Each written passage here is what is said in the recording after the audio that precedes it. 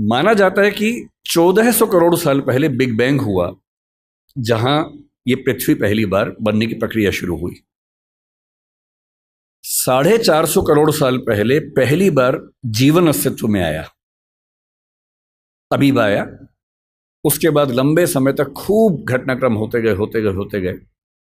हम कहीं नहीं थे उस समय। 3 लाख साल के आसपास पीछे जाएं तो एक परिवार पैदा हुआ जिसको होमो कहते हैं। होमो का मतलब हमारा परिवार। उस होमो परिवार में एक हम हैं, होमो सेपियंस, क्योंकि हम होमो परिवार में सेपियंस नाम की शाखा हैं।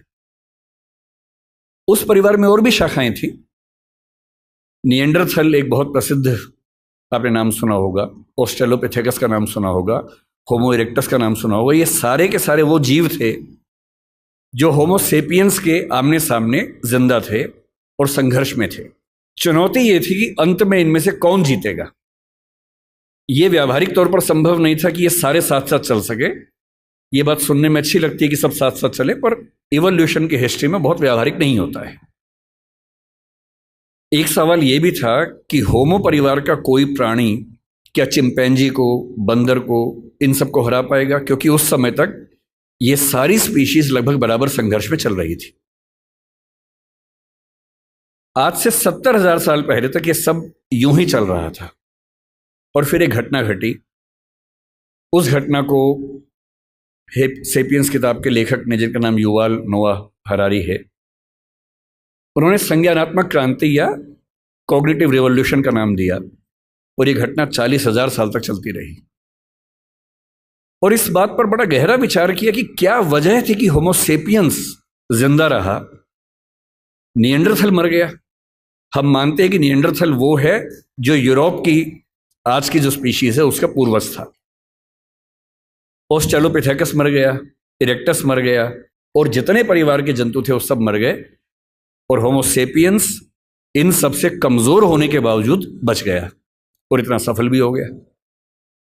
निएंडरथल के बारे में उसने लिखा कि अगर आमने सामने आ जाएं तो निएंडरथल होमो सेपियंस को मार मार के अधमरा कर सकता था। वो इतना ताकतवर था।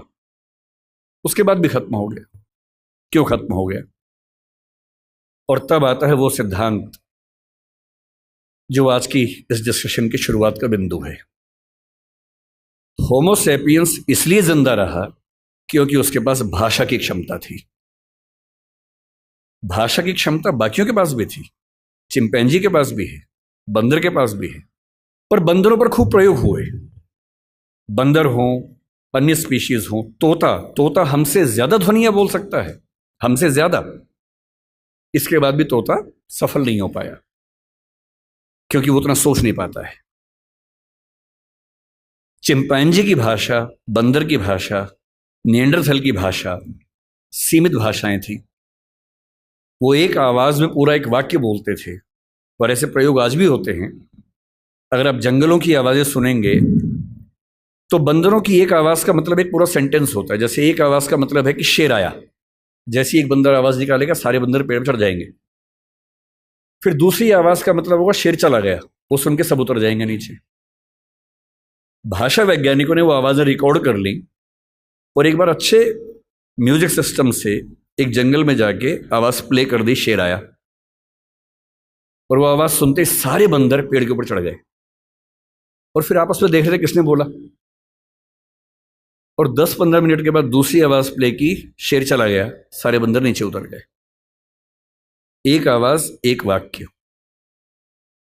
इंसान की भाषा की सबसे बड़ी खूबसूरती यह है कि वो डिस्क्रीट भाषा है, विविक्त भाषा है, जिसका मतलब यह है कुछ 25-30 ध्वनियों से, 50 ध्वनियों से हम अरबों शब्द बना सकते हैं और अरबों शब्दों से खरबों वाक्य बना सकते हैं। इतनी लचीली भाषा हमारी है जिसमें किसी भी बात को कहने के 50 तरीके हमारे पास हैं, और ये तरीके इस संसार में किसी और स्पीशीज के पास नहीं है। इसीलिए होमो सेपियंस बन पाया। और आज अगर हम जिंदा हैं, आज हम चिंपांजी से बेहतर हैं, गोरिल्ला से बेहतर है, बंदर से बेहतर हैं, और होमो इरेक्टस से बेहतर है, निएंडरथल से बेहतर हैं, जिंदा हैं, तो इसकी मूल वजह है हमारी भाषा की क्षमता। जो चीज़ें मुफ्त में मिलती हैं उसकी कीमत हम नहीं समझते हैं। भाषा ऐसी एक चीज़ है, मुफ्त में मिल जाती है। तो हमें लगता है कि ये तो ऐसे ही है। लेकिन जब आप इस नज़रिए से समझेंगे कि भाषा ही वो चीज़ है जो हमें मनुष्य बनाती है, तो शायद इस बात का महत्व ज़्यादा अच्छे से हम समझ पाएंगे। भाषा को लेकर झगड़ा जो आज के समय में है, हम आज हिंदी की बात कर रहे हैं, किसी और कोने में कोई किसी और भाषा की बात कर रहा होगा। ऐसा क्यों नहीं होता कि दुनिया में एक ही भाषा होती? ऐसा क्यों है कि भाषाएं बहुत सारी हैं? ना बहुत सारी भाषाएं होती ना झगड़े होते, सब एक ही भाषा बोल रहे होते। सोचने में कितना अच्छा लगता है। तो ओल्ड टेस्टामेंट में जो यहूदियों का बाइबल का हिस्सा है, उसमें कहानी आती है, उसको बोलते हैं बेबीलोनिया की या बाबिल की कहानी। कहानी ये है कि एक बार ईश्वर ने, यहूदियों के ईश्वर याहवे ने, जब देखा कि मनुष्य बहुत पाप कर रहे हैं, तो उसने बहुत तेज बाढ़ पैदा की। ये वही बाढ़ है जो आपने आज से 10 साल पहले एक फिल्म 2012 में देखी होगी। ये उसी बाढ़ की कहानी है। इतनी ज्यादा बाढ़ की सारी इंसानी सभ्यता नष्ट हो जाए, क्योंकि ये लोग इतने पापी हैं। और ईश्वर को ये लगा कि मैंने गलती कर दी इन लोगों को मनुष्य बना के, इनके तो पाप खत्म नहीं होते हैं। नाराज होकर उसने सारी सभ्यता को विनाश करने के कगार पे खड़ा कर दिया। हम भारतीय सभ्यता में प्रलय की कल्पना करते हैं, कुछ कुछ वैसी कल्पना वहां पर एक बाढ़ की कल्पना है। और तब ईश्वर को यह भी लगा कि अगर सारे खत्म हो जाएंगे तो सृष्टि बनाने का जो पर्पस था वो खत्म हो जाएगा।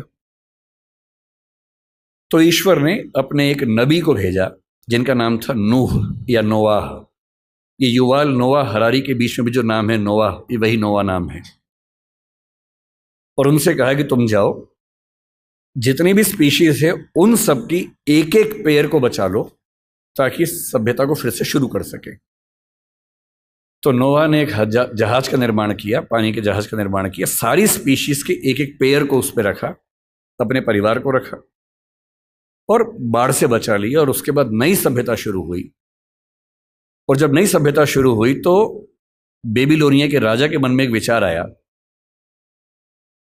कि अगर हम एक इतनी ऊंची मीनार बना लें कि किसी भी बाढ़ में हम डूबे ही नहीं, तो चिंता खत्म हो जाएगी। तो बाबेल नाम के स्थान पर, बेबीलोनिया का स्थान था, एक टावर बनना शुरू हुआ। यह बाइबल में जेनेसिस की कहानी है।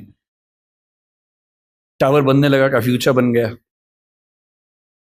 पर बनते बनते ईश्वर को यह लगा कि ये मेरी शान में गुस्ताखी हो रही है, क्योंकि मैं बाढ़ ले आऊंगा उससे बचने के लिए, ये मेरे खिलाफ साजिश कर रहे हैं।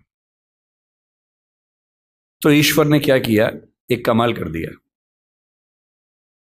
उसने उस टावर पर काम करने वाले व्यक्तियों और बाकी व्यक्तियों को भाषाओं में बांट दिया, ताकि वो एक दूसरे की बात ना समझ सके।